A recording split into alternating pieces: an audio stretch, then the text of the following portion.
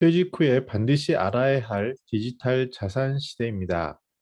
요즘 많은 분들이 궁금해하는 NFT, 메타버스, 가상화폐에 대해서 최근 제 지인들이 궁금해하고 물어보고 있는데요. 이것을 어떻게 하면 쉽게 설명할 수 있을지 고민을 해봤습니다. 그래서 이해하기 쉽게 우리가 꼭 알아야 되는 NFT, 메타버스, 가상화폐, 특히 디지털 세상을 살아갈 시니어 라이프, 이 관점에서 어떻게 봐야 되는지에 대해서 생각해 보겠습니다. 안녕하세요. 저는 시니어 라이프 비즈니스를 연구하는 최학입니다. 이번 주만 하더라도 제가 아는 지인들 중에 뭐 학계에 계신 분이라든지 아니면 전계에 계신 분 또는 사업하시는 분 또는 비영리 단체에 있는 분 모두 공통적으로 물어본 것이 하나 있었습니다. 바로 NFT, 메타버스 이런 것들이 생각보다 굉장히 큰 영향을 미치고 있다는 건데요. 저 같은 경우는 개인적으로 가상화폐가 시작했을 때 약 3년 전부터 공부를 하고 직접 투자도 하면서 여러 가지 학습을 했던 경험이 나는데 그때 당시만 하더라도 뭐 투기 아니야 아니면은 그런 것에 왜 관심 있지라는 의아한 눈빛을 보인 분들이 이제 3년이 지난 시점에 이제 정말 알아야 되는 것 같아 이런 얘기를 하고 계셨습니다. 그래서 이는 비단 나이 드신 분뿐만 아니라 젊은 분들까지도 사업가인조차도 이해하기 어려울 수 있는 개념인 것 같아서 이를 어떻게 하면은 좀 쉽게 설명할 수 있을까 고민하면서 현실 세계에서 생각할 수 있는 그런 방식을 말씀드리려고 합니다. 네, 먼저 흥미롭게 20대 부분가 부자가 많습니다. 시니어들이 착각하는 게 우리나라만 하더라도 부동산 자산이 크고요. 또 사업을 해서 큰 돈을 번다는 것이 벤처 투자가 일부의 이야기라고 하는데 요즘은 신흥 부자가 있습니다. 바로 디지털 화폐, 비트코인이나 이더리움 이런 것들을 통한 투자 수익을 얻는 분들인데요. 20대가 전 세계적으로 30조 원을 번 그런 사람도 있고요. 또 놀라운 것은 그냥 사진 하나 찍었는데 실제 작품보다 사진을 찍어서 디지털에 올린 즉 NFT라 그러죠. Non Fungible 토큰이라 그러는데요. 이 NFT에 올린 것이 아래 오른쪽에 보시는 이런 그림이 785억 원에 팔렸다라고 합니다. 이러한 어떻게 보면 말도 안 되고 시니어들 입장에서는 이해가 안 되는 일들이 벌어지고 있는데요. 여기에 대해서 우리가 심각하게 받아들일 필요가 있습니다. 또 하나 놀랄 통계가 있는데요. 우리는 주식시장 하면은 코스피, 코스닥을 얘기하는데 여기서 일일 거래되는 대금의 그 부족하지 않게 가상화폐 거래 대금의 추이가 어떤 뉴스에서는 더 상회한다라는 얘기도 하고 아니면 정확히 까보면 그 정도는 아니다라는 얘기를 하지만 중요한 것은 그 금액의 곡선입니다. 가운데 있는 그래프를 보시면요. 가상화폐가 거래 대금 추이를 봤을 때 어떤 기준인지 모르겠지만 전체로 3,584조 작년 1월부터 9월까지입니다. 그래서 이 정도의 거래 대금이 있었다라고 하면서 깜짝 놀랄 걸 볼 수 있고요. 우리나라에서도 점차 이 추이는 높아지고요. 물론 이제 관심이 있는 그런 시기에 특정 시기에 높아진다고 하지만 전체를 보면은 계속 우상향하는 것을 볼 수 있습니다. 전 세계적으로도 보면은 금액이 어마어마하게 곡선의 그래프가 가파른 것을 알 수 있습니다. 그래서 그러면 이러한 현상들 우리가 잘 몰랐던 뭐 가상화폐로 돈 번다는 게 20조 그리고 최근에 우리나라의 젊은 사람들 보면은 뭐 수백억 이런 분들도 있는데 그런 것들이 가능하단 말이야? 라고 시니어들 세상에서는 조금 이해하기 어려운 부분들이 있죠. 그리고 실제로 NFT 이런 걸 가지고 사고 판다고 뭐 만든다는데 어떻게 만드는 거야? 라는 얘기를 하는데 이것을 이제 구조를 이해할 필요가 있습니다. 제가 찾아본 것 중에 여기 있는 그림이 굉장히 잘 정리가 돼 있는데요. 쉽게 설명을 하면 창작한 사람이 있을 겁니다. 그래서 그림이라고 하면요. 그 그림을 창작한 어떠한 자기의 아이템이 있고요. 이것을 이 아이템에다가 이거는 고유한 거야라고 이걸 만들어주는 걸 NFT 토큰화라고 합니다. 그걸 만들어주는 것까지가 1차 작업이고요. 그럼 이것을 가지고 거래하는 시장이 있겠죠. 거래소가. 그리고 이것이 또 가상화면에서 세상에서 돌아다니는 그런 메타버스가 있는 겁니다. 여기까지 이해가 안 되시면 그냥 넘어가시고요. 그 다음 설명을 통해서 이해해 보시면 좋을 것 같습니다. 조금 더 쉽게 우리가 이해할 수 있는, 시니어들이 이해할 수 있는 것부터 얘기를 해보죠. 음, 금고가 집에 있어 계신 분들도 있을 겁니다. 물론 지금도 뭐 어떠한 세금을 회피한다는 것도 있고 아니면 진짜 현금을 이렇게 자기가 믿을 수 있는 곳에 놔야 된다는 경우에 금고에 이렇게 오만 원권을 넣은 경우가 있죠. 그런데 처음에는 돈을 사람들이 가지고 다니다가 이제 어느 순간부터 통장을 만들어서 통장에 도장을 가지고 현재 시니어들 중에서도 여전히 이렇게 하시거나 아니면 ATM 정도를 쓰시거나 정도 하시는 분들도 적지 않습니다. 근데 이것조차도 넘어서서 저 같은 경우도 최근까지 현금을 쓴 적은 뭐 경조의 경우, 경조사에 있을 때 빼고는 써본 경험이 없는 것 같습니다. 단지 그냥 카드 하나 가지고 다니면 끝인데요. 아니면 이체한다거나 그래서 핸드폰 하나로 끝나는 세상이 바로 젊은 사람들이 살아가는 그런 세상이 되고 있죠. 달러라는 것도 생각해 보시면요. 뭐 이 환율이라는 게 중요하죠. 왜냐하면 우리나라의 원화 가치가 지금 오늘 시점으로 1,200원을 넘어섰는데 이 가치가 뭐 전체적으로 떨어질 때도 있고 올라갈 때도 있고 한데 그래도 세상에서 가장 현재 시점에서 안전하다고 하는 그 기축통화라는 것은 소위 달러가 되겠죠. 그래서 이 달러를 가지고 있는 것이 시니어들의 자산 포트폴리오에 상당히 중요하다는 걸 우리가 IMF 위기라든지 이럴 때 많이 느끼고 있어서 최근에는 달러 자산에 투자하시는 시니어들이 늘고 있는 것 같습니다. 근데 그것을 현금 달러로 가지고 있는 경우도 있는데 지금처럼 미국에서 돈을 예전에 뭐 100이라는 그 달러가 있었다면 지금 벌써 코로나 지나서 200 정도 넘는 달러를 쏟아냈으니 그러면 실제로 있는 그 부동산 자산이나 현물 자산의 가치는 그거에 필적해서 두 배가 뛰어야 되는 거죠. 근데 어찌됐건 위기에는 달러나 현금이 중요하기 때문에 이 달러도 살 수 있는 방법이 뭐 여러 가지가 있습니다. RP라든지 ETF라든지 뭐 여러 가지 달러를 기반으로 한 금융 상품들이 굉장히 많고 이것은 또 스마트폰에서 지금 우리나라 같은 경우에는 쉽게 거래할 수 있는 그런 세상이 됐죠.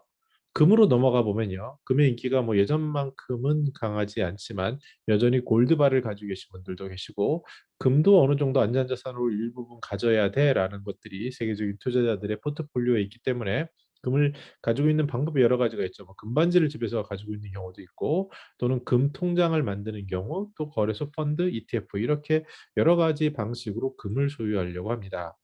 이제 조금 더 현실적인 얘기로 들어가죠. 이제 그 부동산 한번 생각해 보세요. 부동산 거래라는 개념을 보면 그 부동산의 가치는 입지가 제일 중요하지 않습니까? 근데 그 입지라는 것을 더 세분화해서 보면 땅입니다. 결국은 땅이고 땅 위에 건물이 있는 거죠. 그런데 부동산 거래를 이제 시니어들 한 번 이상 해보셨을 텐데 그 현실을 보면 우리는 부동산 중개소를 갑니다. 근데 실질적으로 이 땅이 당신 거야라는 그러한 증빙 그게 어딨냐면요. 등기부 등본에 적혀 있죠. 등기부 등본을 보면은 크게 뭐 왼쪽 그림처럼 그 소재지 어디 위치다 구조 용도가 나와 있는 표제부라는 게 있고요. 그다음에 이 소유권이 누구냐 해서 갑구가 있습니다. 그다음에 또 이 소유권 외에 뭐 저당이 잡혔냐 전세권이 있냐라는 을구가 있죠. 이렇게 페이퍼로 쓰여진 등기부 등본을 가지고 이게 당신 땅이야를 증명하는 게 됩니다. 근데 이 증빙하는 문서는 또 어디에 보관을 하냐면 대한민국 법원의 인터넷 등기소에 이렇게 잘 가지고 가게 되죠. 그러면 내가 이제 부동산 그 등본을 보시면은 그 등본에 있는 것에는 돈 얘기는 없지 않습니까? 그래서 그 돈이라는 것은 또 부동산에 가서 중개사무소에서 거래한 계약서에 써 있죠. 얼마에 매매하고 어떻게 했다. 즉 어떤 사물이 있으면 그것을 그 원천을 이게 이 사람 거야라를 증빙할 수 있는 그런 것이 있고요. 등기소처럼. 그다음에 그것을 거래하는 것이 두 개가 병행돼 있구나라는 것을 이해할 수 있습니다. 뭐 증권도 마찬가지죠. 왼쪽에 있는 것처럼 실제로 증권 어렸을 때는 아마 보신 분들도 있겠지만 최근에 이런 증권을 직접 가지고 있는 분들은 아마 별로 없을 거예요. 주로 또 인터넷 안에 있는 그 각 증권 거래소 뭐 자기가 쓰는 키움이라든지 아니면 신한이라든지 뭐 NH라든지 이렇게 쓰는 그 증권 계좌에 있는 거기에 잔고에 디지털로 숫자가 써져 있죠. 현재 자산은 이렇고 뭐 손익은 어떻고 이걸 또 여기 안에서 또 이체를 할 수 있고 이렇습니다. 근데 실제로 거래소가 일어나는 건요. 상징적으로 한국은 한국 거래소, 뭐 뉴욕에 보면은 이렇게 증권 거래소가 있죠. 이곳에서 거래가 일어나지만 대부분 디지털로 일어나고 있는데 이 경우도 회사에서는 이러한 증권을 발행을 했는데 그 증권은 어딘가에 보관돼 있고 그걸 거래하기 위해서 거래소에서 일반인들은 어떤 이런 디지털이라든지 거래를 통해서 일어나는 것이 바로 주식을 가지고 있다는 겁니다. 그림의 경우는 조금 다른데요. 최근에 이건희 회장께서 이제 이런 컬렉션이라는 걸 얘기하면서 왼쪽에 위에 있는 이 아주 아름다운 그림을 이렇게 전시함으로써 참 감동적인 그런 그림이었는데요. 이런 그림을 소유하는 것 자체도 어떠한 현금성을 가지기 때문에 뭐 나쁜 의도도 있겠지만 좋은 의도로는 자산으로 이렇게 가지고 있는 경우가 있죠. 그래서 이것이 일어나는 시장은 경매라는 것으로 합니다. 영어로는 옥션이라고 하죠. 우리나라에서는 K-옥션이 좀 대표적이고요. 그래서 뭐 정해진 시기에 옥션이 열리고 경매가 열리고 그때 참여자들이 뭐 금액 얼마입니다. 그러면 올리고 또 낙찰됐습니다. 이렇게 하는 게 이제 옥션이죠. 그 외국에서 제일 유명하다는 예술품에 있어서는 크리스티라고 합니다. 그래서 이런 식으로 작품이 있고 그 작품에 대해 경매가 일어나는데 실제로 그럼 이 작품이 진짜 이 작가의 작품이냐, 뭐 그 사람이 정말 그렸냐 이런 것들을 검증하는 과정은 전문가들이 하는데 그 모든 것들을 담보로 제공하는 곳이 바로 거래소에서 그런 기능까지 한다라고 볼 수 있겠습니다. 자, 그러면 지금은 어떤 세대입니까? 이런 오프라인만 있는 게 아니라 메타버스 얘기를 하죠. 왼쪽에 보면은 그 실제로 이렇게 가상화면에서 움직이게 하고요. 또 오른쪽을 보면은 게더타운이라는 건데 실제로 일어나는 일들입니다. 같이 그 아이콘, 자기들의 아바타들은 저 자리에 있고 둘이 부딪히거나 만나게 되면 위처럼 줌처럼 이렇게 화상으로 나타나게 됨으로써 대면과 비대면이 뭐 결합이 되는데요. 저 같은 경우도 사단법인 시니어 라이프가 매주 줌 미팅을 하면서 벌써 코로나가 시작된 지 오래됐으니까 2년 정도 됐죠. 그러다 보니 지난주에는 이제 송년회도 줌 송년회를 했는데 뭐 여전히 뭐 앞에 각자 뭐 맥주잔이나 이렇게 뭐 마실 것을 놓고 그다음에 얘기를 하는 겁니다. 신년에도 그렇게 했습니다. 근데 2년 전과 지금은 굉장히 다르죠. 지금은 너무 자연스럽고 마치 그냥 옆에 있는 것 같은 그런 느낌을 느끼게 되는데 이러한 비대면이 장악한 그런 시대가 되었습니다. 자, 그러면 다시 한번 그 원래로 들어가 보죠. 최근에 NFT, 메타버스, 뭐 가상화폐 이런 거 옛날처럼 옛날엔 그냥 무시했는데 이제 무시하면 안 될 것 같아라는 질문을 가지고 설명해 주세요라고 얘기를 한 거예요. 그래서 이것을 어떻게 설명할 수 있냐면 디지털 자산이라고 정의하는 게 맞는 것 같아요. 그 왜냐하면 일부 부자인 경우에 뭐 포트폴리오를 생각하시는 분들은 뭐 전 세계로 유명하신 분들이 금이라는 자산을 일정 부분 가지고 있죠. 뭐 10%라든지 아니면 25%라든지. 근데 그 금이라는 것에 대해서 퀘션이 드는 거죠. 실제로 금이 유명 그 중요한 이유는 희소성 때문인데요. 금을 대체할 수 있는 디지털 금이 뭐냐 이렇게 했을 때 그게 비트코인하고 이더리움 아니야? 이런 얘기가 이제 간혹 회자가 되면서 전 세계적인 보호들이 뭐 한 자산의 한 1% 정도까지는 내가 해놔야 되는 거 아니야? 라는 얘기들을 하고 있습니다. 그래서 이러한 지금 말씀드린 NFT, 뭐 메타버스 세상, 그 다음에 가상화폐 이런 것들도 어떤 개념으로 봐야 되냐면 사람들이 가지고 있는 어떤 삶의 자산, 디지털 자산으로 봐야 되는데 그 구성품은요. 먼저 컨텐츠가 있는 겁니다. 그게 그림이 됐든 내가 생각하는 어떤 창작물이 됐든. 그러면 이 그림이라는 이런 컨텐츠, 글이라는 게 있고요.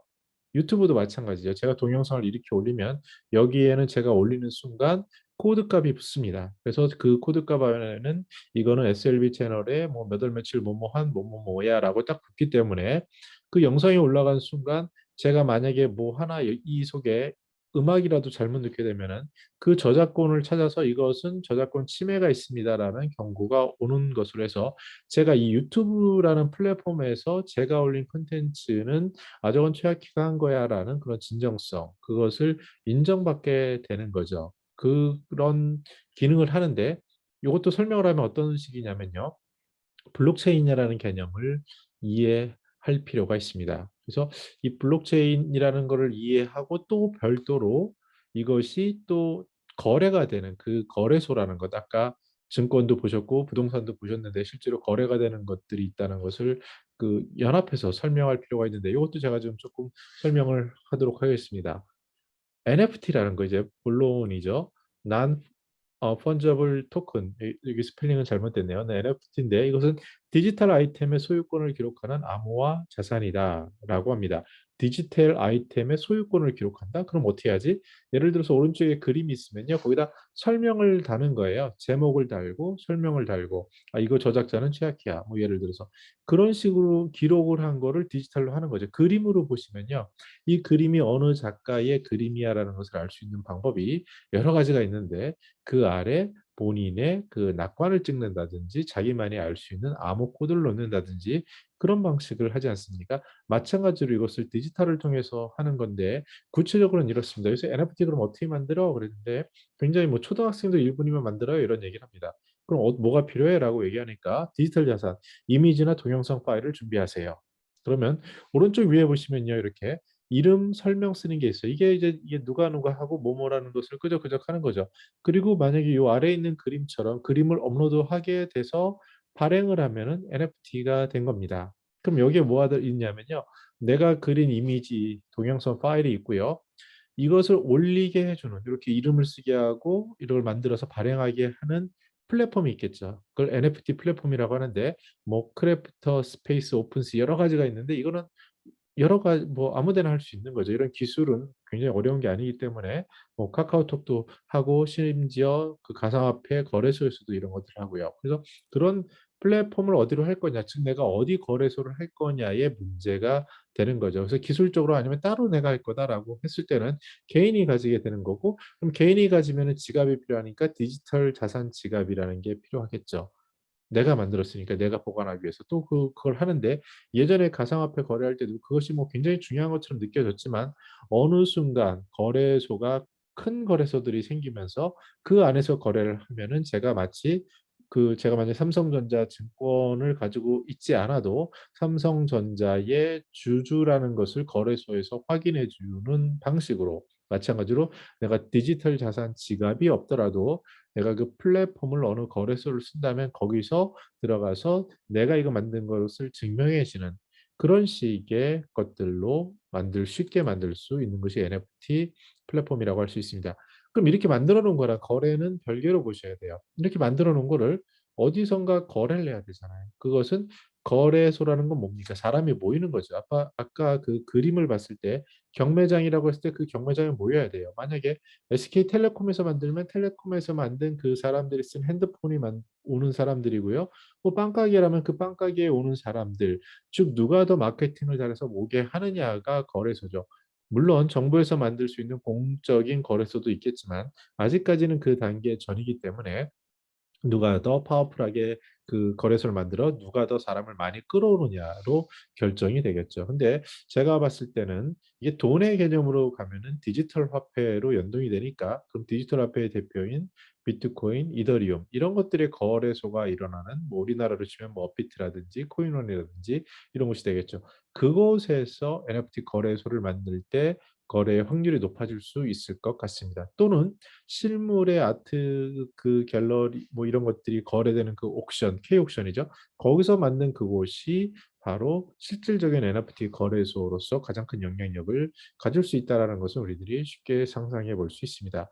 여기 보면 뭐 실제인지 뭔지 모르지만 달러 이 원으로 상정을 해 놨어요. 그런데 250억 이라고 합니다. 참 이게 82억 이고 800만 원이고 이거는. 그리고 이거는 18억 이고 그래서 '와 이게 가능해?' 라고 하지만 이 미적인 것은 어떻게 내가 가치를 부여하느냐에 따라 다르기 때문에 뭐 제가 판단할 문제는 아닌 것 같습니다. 누군가 경매를 통해서 산다면 그 가격은 이거보다 더 높을 수도 있고요. 더 낮을 수도 있고 이렇게 되는 거죠. 근데 여기서는 낙찰된 그림이니까 실제로 그렇게 팔린 그림입니다. 참 그 시니어들이 생각할 때 어마어마한 금액 아니에요. 아까 20 조를 번 젊은 친구들, 30조 번 친구들, 몇 천억 번 사람들 실제 현재 우리나라에서도 있을 수 있는 사람들이에요. 그래서 '아 그게 가능하구나. 이 디지털 세상에서.' 그것을 알았을 때 아마 충격적일 거라고 생각이 드는데요. 그런 세상에 있는 것 같습니다. 자 그런데 이제 NFT라는 것을 아셨는데 블록체인이라는 것을 알아야 제대로 이 NFT를 이해하는 거예요. 왜냐하면 시간의 흐름을 보면요. 가상화폐가 나왔을 때 처음에 말한 게 뭐냐? "이 블록체인 기술이다."라고 얘기하면서 설명을 했어요. 지금은 이제 그런 논쟁이 많이 줄어들어서 그냥 뭐 "가상화폐 그래. 이더리움하고 비트코인 인정." 이렇게 갔지만 그 수많은 시간 동안에 실은 그것을 인정하지 못했을 때 내세운 논리가 "아 이거는 화폐라기보다는 블록체인이야."라고 얘기를 했어요. 근데 그러면 시니어들이 이제 다시 젊은 사람들은 한 3년 전부터 이해했던 거겠지만 지금 이제 따라잡으려면은 이 블록체인을 이해하지 않고 NFT 이렇게 하는 거는 굉장히 어불성설이죠. 잘 얕게 이해하는 건데 그래서 블록체인을 알 필요가 있습니다. 블록체인을 아주 쉽게 설명하면 이런 거예요. 예를 들어서 기업에 가면 회계 장부가 있지 않습니까? 뭐 근점 칠러프가 됐든 뭐가 됐든 그럼 얼마가 들어와서 얼마가 나가고 이렇게 썼어요. 그래서 그 잔액은 얼마야라는 거죠. 그 그림을 보면 기존 거래 방식을 보면은요. 그래서 딱 그 장부 하나만 있는 거예요. 그래서 요새 비자금 파일하면 뭐 이 장부를 그 드러나면 이거를 그 실물을 가지고 오면 뭐 난리가 나고 이러지 않았습니까? 그런데 이 장부를 블록체인이라는 건 뭐냐면 처음 할 때부터 분산시키는 거예요. 무슨 얘기냐면 제가 홍길동 씨에게 100원을 주고 뭘 샀다라고 합시다. 그러면은 나와 홍길동 씨가 100원을 주고 샀다라는 것을 만약에 기록에 남기는 것은 주로 은행이라든지 송금을 하면 은행이 돼 있죠. 중앙집권적으로 하게 돼 있죠. 근데 제가 이것을 이 순간에 홍길동 씨에게 100원을 주고 뭘 샀다라고 했을 때 홍길동 씨가 가진 그 100원어치의 가치는 홍길동 씨의 거다라는 게 기록으로 남아 있는 거예요. 이거 홍길동 씨 거. 그런데 거기에 저한테 100원을 제가 100원을 줬으니까 100원을 주고 최악기 거 이렇게 써 있는 거거든요. 디지털 속에. 근데 있었을 때 이 원장을 분산시키는 거예요. 그래서 주변에 있는 모든 사람이 보게 하는 겁니다. 그렇게 되면은요. 제가 사고 다시 뭐 그 을길동 씨에게 만약에 줬다 그러면은 그 사람에게 간 것까지 히스토리, 거래 내역이 쭉쭉 따라가죠. 그래서 지금 이거는 을길동 씨에게 있는 거야라는 것을 오른쪽으로 보면요. 이렇게 만들어 송금을 시도하고 했을 때 얘가 블록체인을 맞추면서 쭉 히스토리를 보다가 아 그래 지금 이거 맞아 진짜 이 사람 을길동 씨가 하는 거 맞아라고 거래가 체결되는 방식이 바로 블록체인 거래 과정이라고 할 수 있겠습니다. 이해가 좀 쉬우신가요?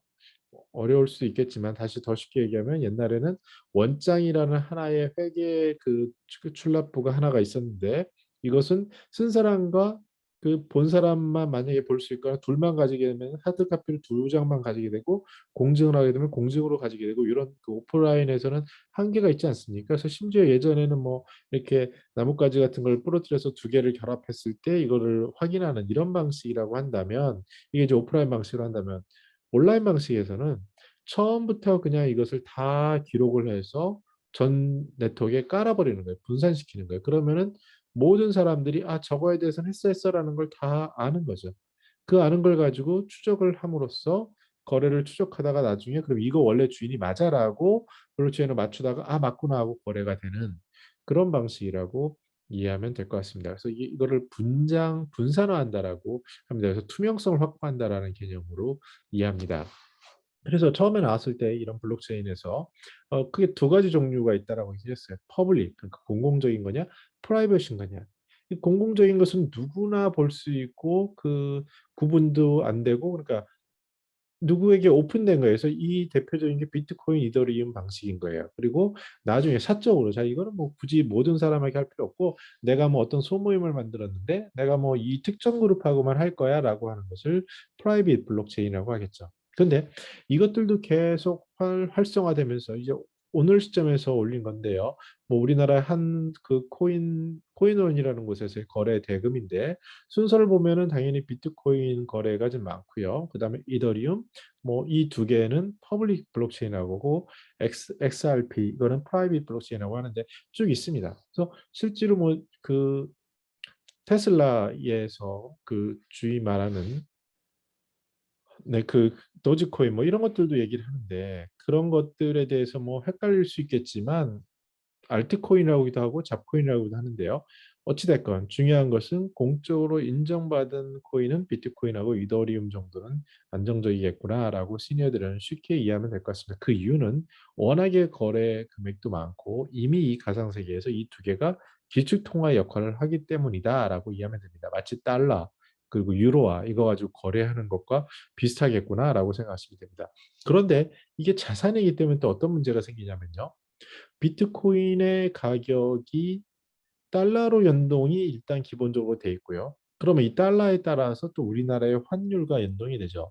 그러다 보니 우리나라의 원화로 사게 될 때는 비트코인의 가격이 그 외환에 따라서 가격 편차가 생길 수도 있습니다. 그래서 이러한 뭐 복잡한 것들이 있기 때문에 그것들은 어느 정도 금융의 세계고 우리가 굳이 뭐 투자할 것까지는 아니니까 여기에 대해서는 '아 그럴 수 있구나.'라고 이해하시는 정도면 충분해 보입니다.